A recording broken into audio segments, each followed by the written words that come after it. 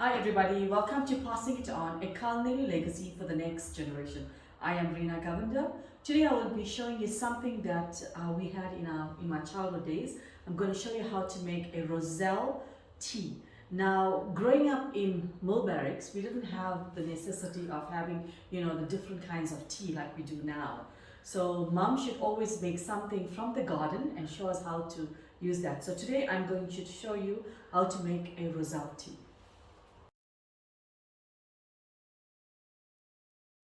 So for the ingredients, as you can see, I have a stem of roselle. This is how it looks when the leaves are basically finished, and it's quite dark in color. I have a bit of roselle, about say 20, and then I have a bit of honey. That's optional. You can actually use your normal sugar. So this, and then obviously I'll need water also. This is a simple method how to make roselle tea.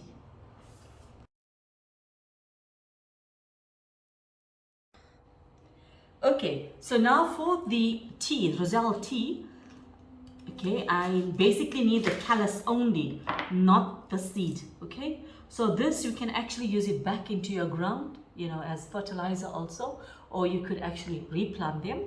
So we just need the callus for that. Just going to show you. You're going to find a lot of ants, you're going to find a bit of critters. So after we do this, we have to actually wash it properly. And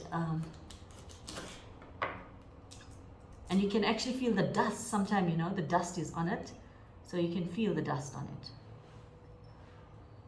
Okay, so this is basically how you clean it for the tea.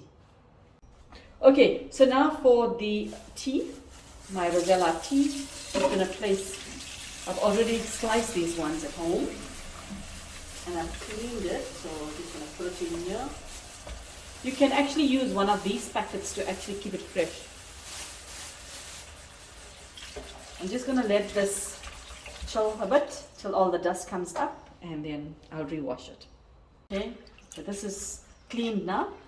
So I'm just going to strain this. I've got a colander.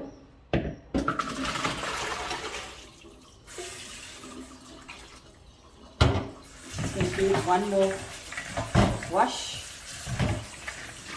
I'm just going to make like a cup of Rosella tea. So this is about 20 to 25 of those Rosella seedlings. So this is now ready for the tea.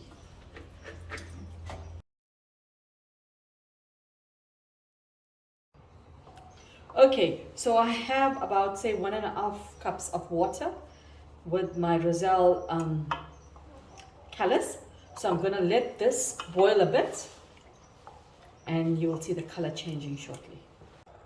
So guys, I'm using a spoon to show you the color of this, not a wooden spoon now. You can see the color, it's nice and crimson. Okay, that's the color we actually want. So I'm just going to let this simmer a bit, and then we will strain this. This is a lovely color. Okay, so guys, this is ready now.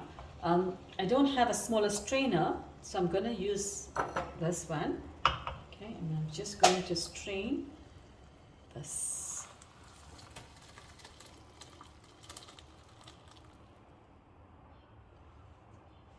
Okay, just going to strain. As you can see, it's nice and rich. So this is my Rosella tea. As you can see, the color is nicely crimson red. So I'm going to add some of my honey to it. So I'm just going to take a bit of it, and I'm just going to stir this here. So guys, usually I'm not a tea lover person. The only time I have tea, black tea, is when I have my Mari biscuit, that 12 Mari biscuit at a time. So today I'm doing this for you. I'm going to taste this. Quite nice. In fact, it reminds me when we were little, we should actually pull up that, we get the hibiscus flower, and we should seep the juice out of it, and that's how it actually tastes. Let me have a little bit more. It's nice, very tasty. So from my kitchen to your kitchen, I hope this week is a blessed week, and stay safe, and God bless.